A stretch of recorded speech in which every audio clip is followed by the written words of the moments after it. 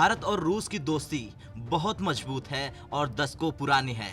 दोनों देश हर क्षेत्र, हर मुद्दे पर एक दूसरे का साथ देते हैं। इसी कड़ी में भारत और रूस की सेनाओं का 12वां सैन्य अभ्यास होने जा रहा है। ये सैन्य अभ्यास रूस के वोल्गाग्राद में 1 अगस्त से 13 अगस्त तक चलेगा।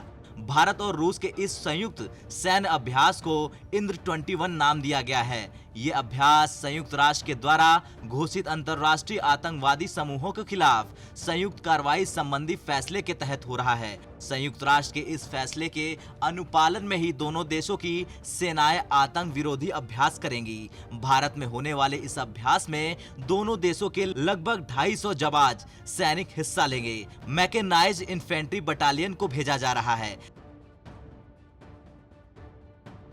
मैकेनाइज्ड इन्फेंट्री बटालियन, ये बटालियन एक खास तरह के सैनिकों का समूह है जिसे भारत के अलग अलग हिस्सों में और अलग परिस्थितियों में कठिन प्रशिक्षण दिया जाता है। इस बटालियन को युद्धाभ्यास के लिए खास तौर पर तैयार किया गया है, जिसकी वजह से सैनिकों का ये बटालियन पूरी तरह से तैयार है और संयुक्त सैन्य अभ्यास के लिए काफी उत्साहित भी है। इस बटालियन में कुछ चुनिंदा सैनिकों को ही शामिल किया गया है।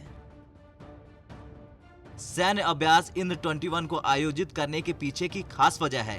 दंगे फसाद और सीमा पर तनाव होते ही रहते हैं और उन्हें संभालने की कमान सेना को ही सौंप दी जाती है। लेकिन इस खास बटालियन को इंद्र-21 सैन्य अभ्यास में दुनिया भर में फैले आतंकवाद से निपटने के नए गुर सिखाए जाएंगे, जिससे हमारी सेनाएं मुश्किल से मुश्किल हालातों में भी आतंकवादियों का सामना कर सके और उन्हें धूल चटा सके। इस अभ्यास से भारतीय सेना और रूसी फौजों के बीच आपसी तालमेल रखते हुए आपसी सहयोग की भावना से कार्रवाई करने की क्षमता में भी इजाफा होगा। इस अभ्यास के दौरान दोनों फौजें आपस में अपनी युद्ध कुशलता को भी साझा करेंगी, जिससे दोनों ही फौजों को फायदा होगा और उनकी युद्ध कुशलता में भी इजाफा होगा। साथ ही सालों पुराने और काफी लंबे समय से चले आ रहे भारत और रूस के दोस्ताना संबंध भी पहले से ज्यादा मजबूत होंगे। ये अभ्यास इंद्र-21 दोनों देशों के बीच रक्षा सहयोग के मामले को और भी मजबूती देगा, जिससे दोनों देशों के सैनिकों में आपसी रक्षा सहयोग की भावना भी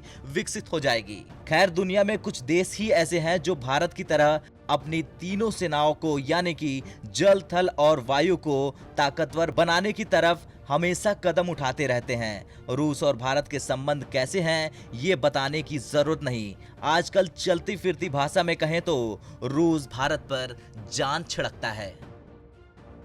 ब्यूरो रिपोर्ट, भारत तक।